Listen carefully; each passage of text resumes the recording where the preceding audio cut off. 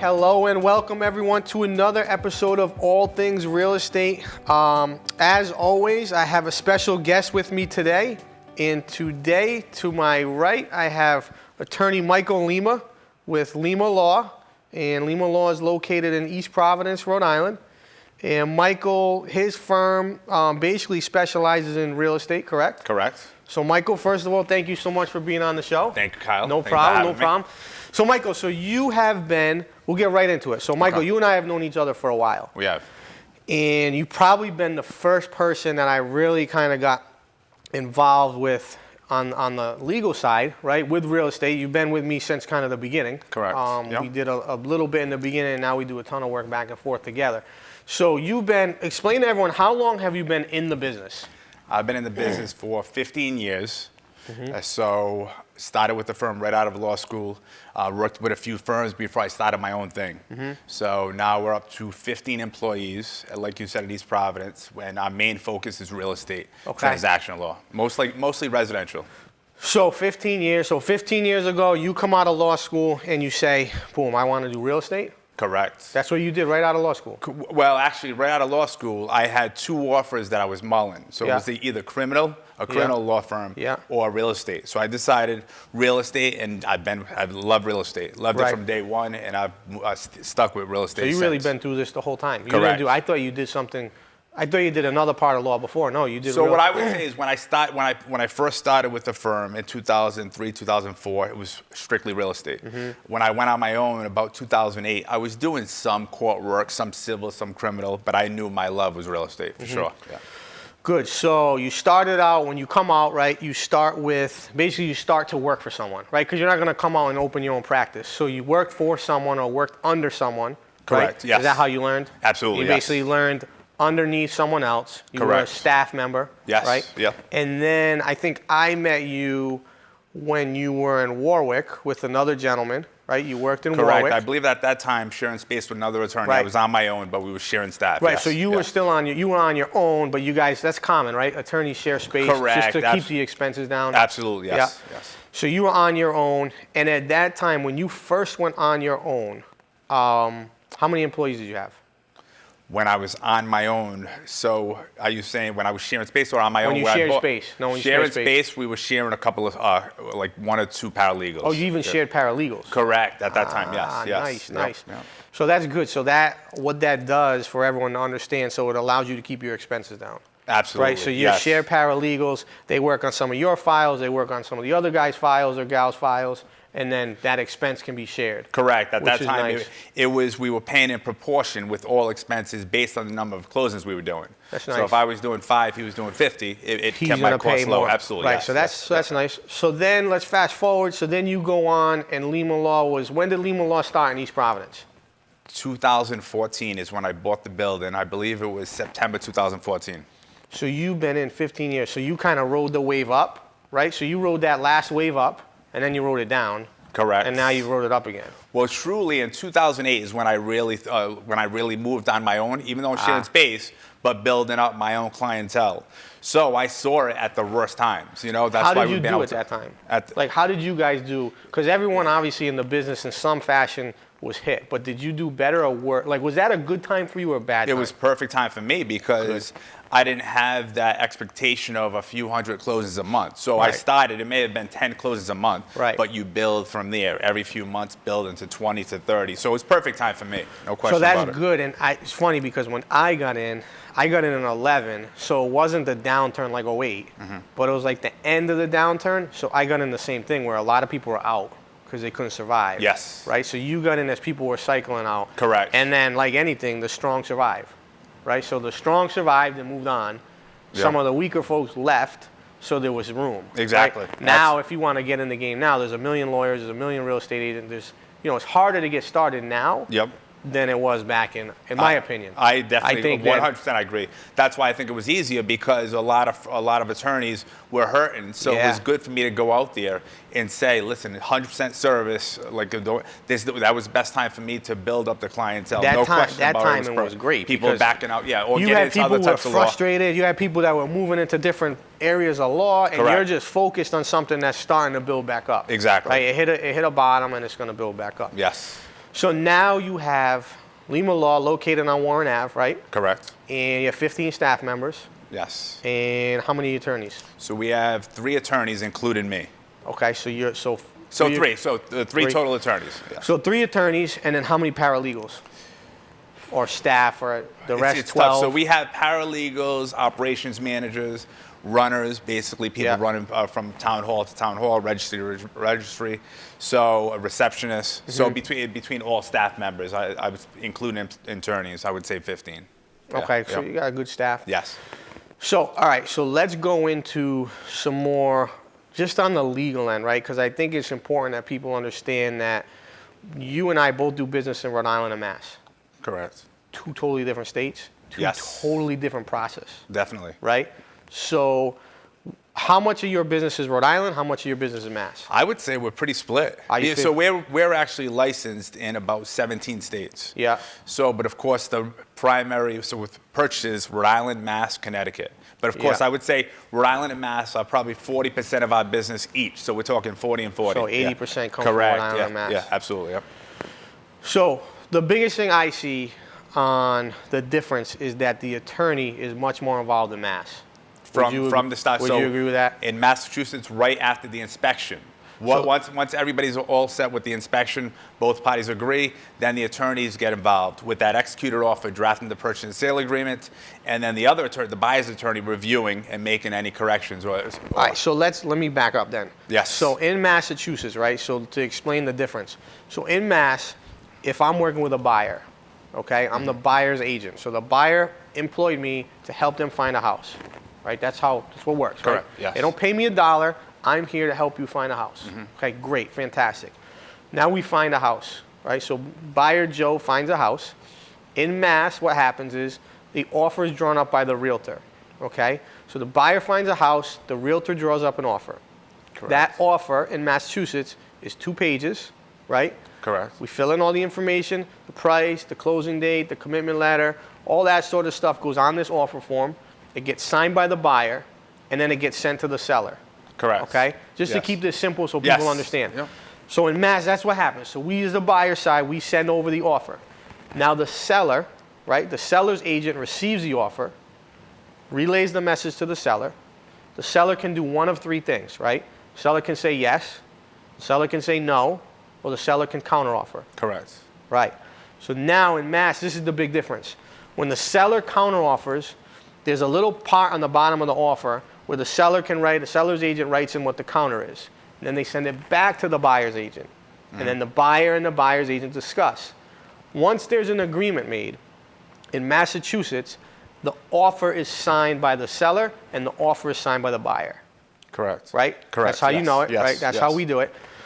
So once that offer is signed, then at that point, a deposit check is owed from the buyer. That's the first deposit. In Mass, there's 2 deposits, right? There's a deposit at the offer, and there's a deposit at purchase and sales. Correct. Right? That's the legal way. Yes. So the deposit check is given from the buyer to the buyer's agent, which is delivered to the seller's agent, right? Correct. Okay, boom. So now we have an executed offer. We have a seller sign, a buyer sign, and a deposit. That makes it binding, right? Correct. Yes. So let me ask you a question on that. If I'm the buyer and I decide to back out 3 days after I sign an offer, what happens? So if you technically, the seller, there are some contingencies in your offers. Right. So I have commitment, I have inspection, I have closing. Correct. Most of the time, what you'll have is the realtors will agree because it's so quick in the process. They release. So both sides can agree. But can I, if I'm a seller and I have a signed offer, and this has come up, if I'm a seller, I have a signed offer, and the buyer just decides, you know what, I don't want the house anymore. Am I entitled to the deposit? Absolutely. As a seller? Yeah, absolutely. But like you said, so you're talking about the offer. Mm-hmm. It's so you don't have the purchase and sale agreement. Mm-hmm. So that offer deposit, no question about it. So that offer deposit is basically can be kept by the seller. Absolutely. Absolutely. Yes. Good. So let's say we get through that process, right? Mm-hmm. Now we get through the offer stage. Now in Mass, after the offer, that's when the inspection period starts. Correct. So the buyer has either 10 business days or 10 normal days typically to do a home inspection, right? That's correct. So now the buyer would then do a home inspection, and then we would negotiate items. So let's say things came up, the buyer would go back to the seller and say, hey, we need you to fix these things, or we need to get credited for this and credit for that and fix this and that. Once we agree on that, is that when you step in? That is when we step in. So the seller, usually what would happen, the listing agent would send the offer to their attorney, okay? To the seller's attorney to draft the purchase and sale agreement. So the seller's attorney, so Would in be the one Massachusetts, correct. the seller's attorney drafts the purchase and sale. That is correct. Okay, so the seller's side sends the offer to the attorney, and the attorney drafts it. Correct. Perfect. So now the attorney drafts it. Let's say you're on the buyer side. Attorney Joe drafts the contract. He then will send it to you for revisions. Is that correct? Correct. Correct. So you're saying if I'm on the buy side. If we're on the buy side. If I'm on the buy side, if you were on the buy side, you would tell me, Michael, we have an executed offer. The seller attorney, who is so-and-so, will be drafting a purchase and sale agreement. So my office would reach out to them and say, upon completion, send to me for review. Once we review, if we suggest any changes, we go back and forth with the attorney. Now, at Lima Law, who reviews that? It's one of the attorneys. Not a paralegal. Correct. So that's a big Absolutely, piece. yes. Like, so at your firm, the client knows that the attorneys are the ones reviewing. Absolutely, yes. It's not a paralegal. Correct. It's not a runner. It's not the person at the front desk. It's you or one of the two other people. It has to be, well, yeah. In my office, Is that a has law? to be. I don't believe it's not a law. No. So they could have a paralegal. Oh, absolutely. So that's a big advantage for someone working with you, is that they're going to get you or your two attorneys to actually look at this contract. 100% of the time. Good. Yes. Yes. So now you guys go back and forth and you agree. At that point, right, you would, if you agree, the buyer would sign first and the seller would sign Correct. second? Absolutely, yes. So the normal process? Yes, definitely. So the buyer would sign the contract, the seller would sign the contract, and now it's executed. So now you've Correct. executed a purchase and sales, right? Correct. And then when do you get involved again? So from there, it would. So I believe the appraisal would be ordered. So that the Yeah, but when do you purchase- get involved So I again? wouldn't get involved until the lender sends me a title order. Okay. Okay. Now, usually when we're reviewing the purchase and sale agreement, we know there's an executed. We'll be in contact with the lender. So I'd ask you, who is the buyer's lender, and we'd communicate with them. Right. When ready to order, after the appraisal's been complete, order title with us. So then we'll set you in Massachusetts. If you have to do a 50-year search at the Registry of Deeds. Rhode Island, we do a 20 at the town halls. Okay, so I'll have one of my examiners do a title search, or my title insurance company, and once that comes back, we have to figure if it's clean, perfect, we move forward. If not, then we Then have you fix to it, worry then you got about it. those title issues to correct. Yes. So you do the title search, you get that back, and then the next step, I'm assuming, is now you set up ready for the closing. Now, your closings, right, so you have a staff of 3 attorneys. I'm assuming one of the attorneys usually does the closing? In Massachusetts, correct. Or in Massachusetts? In Rhode Island, it's not required right now, but Right. we usually, typically, I try to be the first person to do as many closes as I can internally. Right, so you Okay? would take them, So- kind of how I do things. You would take it first. If you're booked, it's going to have to go to your second in line. Then it would be and then it will go- Haley Munn, my next Haley attorney. Munns, Then and it then- would be Alex Joyler, correct. So the 3, Nice. there's an order at the office, correct. Nice, so that's good. So they Yes. know that in Massachusetts, they know they're going to get a solid attorney that's going to handle the closing. Correct. So now I work with a lot of buyers, right? Buyers, when we get ready for a closing, right? Everyone's amped up, everyone's ready to go, everyone's excited. They get nervous. It's going to be 3 hours. Yeah. How long are your closings? My closing is typically 45 minutes. Right. And would you agree or disagree that the closing, the most important part of a closing is 1, your mortgage, right? 2, the deed, and 3, if you don't pay, you don't stay. Correct. So I would say 3 things that are important. Of course, the closing disclosure with Yep. all your numbers. With all the People care numbers. about that. The notes, which would state whether your interest rate is fixed, what your rate Right. is, what your Right. principal and interest is, Yeah. what your payment is, and of course the terms of the mortgage. Absolutely. Those are the most important documents in the package, yes. So what frustrates me is I've been to a million closings in Mass, a million closings in Rhode Island, and some of these attorneys take 2 hours.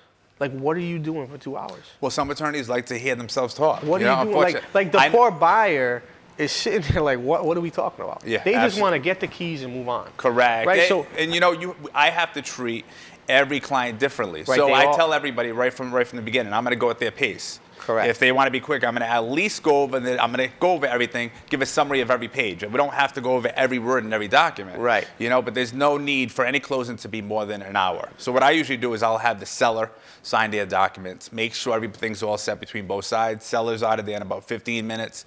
Then we finish up with the buyer. Right, so you get the seller in, get the seller to sign. Anything that needs to be signed by both sides is done, and the seller can leave. Correct, yes. Now, I'm going to ask you another question on that. At what point do you think we get to where the seller and buyer don't have to both be there at the like? When do you think it's going to be common where we close and the seller and the buyer aren't just staring at each other across the table? I don't even think it's required right now. But why is it done? Why is it so common? I think some buyers have a lot of questions. I do see that at closing. So they questions want back and forth? Correct. So ask questions about the house. So I don't see a problem with that, but it's not a need. I know some people that listen, my time's valuable. Agreed. I'm busy. I want to be in and out. I don't want to schedule. Where can you get me in there, Michael? I'm like, absolutely. So at my office, we definitely accommodate. That's everybody's what I was going to say. Absolutely. So what I was going to say is the nice part, this is why I like you guys so much, is that I have a lot of investors that sell stuff. They don't want to sit across from, Joe homeowner and sit there and, and sit there for 45 minutes. They are busy, which is okay, and we can answer any questions between the realtors, but you allow the seller sometimes to come in and sign earlier. Absolutely, Sign yes. for 10 minutes, sign and be done. Yes. Right? So Yep. the stuff's signed, boom, the wiring instructions, it's easy to get the check over to them. Correct. So yeah. that flexibility, a lot of firms won't do. Yeah. I can't tell you how many firms will not allow the seller to sign separately. See, with me, I feel like I work for the realtor, the lender, the Right. buyer, seller. It's not the other way around. It's not Right. you're They going don't to work work on my time. Correct. So I try to accommodate as much as possible. Correct. Absolutely, yes. So, all right, so that's Mass. That's kind of Mass. So we can get into Rhode Island another time. But I guess my next question for you is on the market in general. 2018, 2019, what was the difference? Better, worse? What did you see? And then we'll talk about what do you see going forward. It was definitely better. What was better? What was better? 2019 was better than 18? Correct, but here's the thing. From a real estate attorney's perspective, we deal with, of course, purchases and refis. Refis were big last year. Rates were very low, so of course there was a refi boom. No question about it. We're typically 2018, I believe, purchases were 90% of our business. In 19, it probably became like refis were probably 30%. So 70% purchases, 30% refis. So that was the difference. Big difference, and that's going to add that other layer of transactions. Correct. Yes. Yep. I forgot about that. We had a big. So guys that don't know, the rates obviously come down, and then people start to refi. And then I'm sure you do a lot with refi shops that get a lot of those things. Absolutely. So then you're getting title orders left and right. Correct. And the nice part about refis, there's no seller.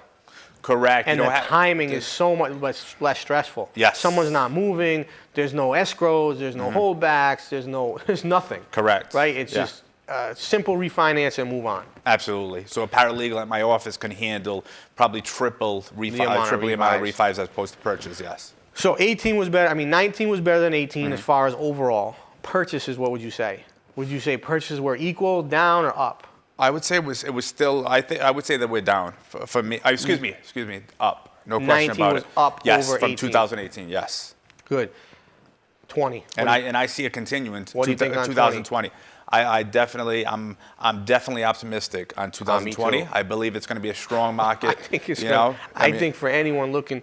Look, this January and December, so December of 19 and January so far this year, we're like a couple days in, 10, 12 days in, whatever, have been my absolute 2 best months in 5 years. That's fantastic. As far as like volume and business and new buyers and new sellers and market share, it's been amazing. Yeah. And I'm just appreciative of everyone that sends stuff, the referrals, all that stuff that just keep coming. That's awesome. Yeah. But at the end of the day, I think this is a real trend. I think 20 is going to be a really good year. Yeah. The only thing that will hold back 20, in my opinion, is supply. If we don't get enough supply and we can't fulfill the demand for buyers, I think we may have a little bit of a kind of stranglehold there, the bottleneck rather, where we can't get out of our own way and it might push prices up a little more. But if we get more supply, this year's gangbuster. In my opinion, the best year we've had in 10 years, if this year supply goes up. Yeah. Don't you think that supply will go up because people may be worried about eventually there being a downtick in the market, but not 2020? So if they think this is one of those years. So 2 things that make me think recently supply will go up. Number 1, political basically political uneasiness. Yes. I think there's a lot of uneasiness right now, cross boundaries and cross country and whatever, across the globe. And then number two, I think election. Both are political, but both I think are going to push people. If they had a chance to sell, now is the time to sell. Like Definitely. this is your time to get out there and sell your property.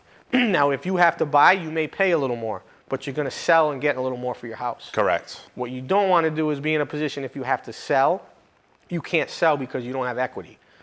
So you're never going to buy. You have to ride the next wave up again. Correct. Exactly. Yes. You know? Yep. So I think 20 is going to be a really good year. I definitely agree. How was your December and January? December and January were definitely strong. But like I said, it's between the purchases and refis, between a combination of both. Absolutely. Definitely strong. So you see things, I guess the way your strength would be, you go off title orders or you go off closings? Closings, because things fall apart. You know, I think deals apart. definitely fall apart, so I'll never count the closing. Excuse me, the title order. But title orders is a good forward predictor. Correct. If you see a ton of title orders coming in, you're like, whoa. Correct. This is looking really good. Exactly. Most title. So when you're talking purchases, 90% of those title orders should come to a closing. Absolutely. So if I'm a buyer and I go to a mortgage firm, right, a mortgage lender or a mortgage broker or a bank, how do I say, okay, I want to use Michael Lima to be my closing attorney? How does that work? Like, do I get to pick as the buyer? Does the lender pick? Like, who picks? You definitely, I would say 99% of the banks or mortgage companies don't have a closed list, meaning that the buyer can choose their attorney. It's an easy process. So we're basically on I believe over 100 lists of mortgage companies and banks. Okay. So that means somebody just goes in and says, listen, I want to use the law office of Michael C. Lima. They confirm we're on the list. If we're not, usually they have an easy process to get on that list. Okay. So yes, the buyer's definitely in control. Some lenders or banks will say, no, you don't have an option. But I tell them all the time, you definitely have that option. No question about it. Okay. Yeah. So that's good. So that means that as a buyer, you basically can have. So a lot of times the lender will just pick too, right? Correct. A lot of buyers don't know anyone. Exactly. So the buyers are usually like, I don't really care, just close the loan. Correct. You know, who has the lowest fees or who's a lot of times it's proximity too. Yes. Like where is the lawyer's office versus where's the house? Correct. Right. So if you're closing on a house in South Kingstown, you probably don't want to close in Walpole.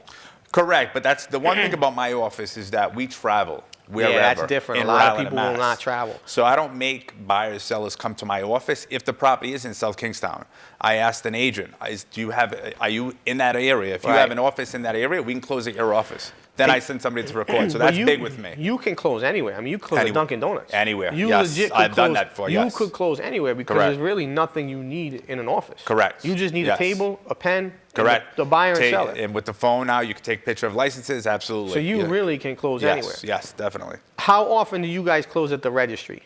In Massachusetts, I would say all the time, 90% of the time. Yes. And I see that in Mass all the time. Yeah.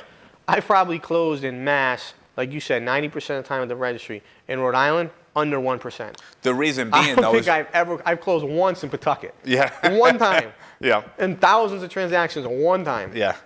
So the problem is because with the registries, they accommodate. They'll have closing tables, closing rooms.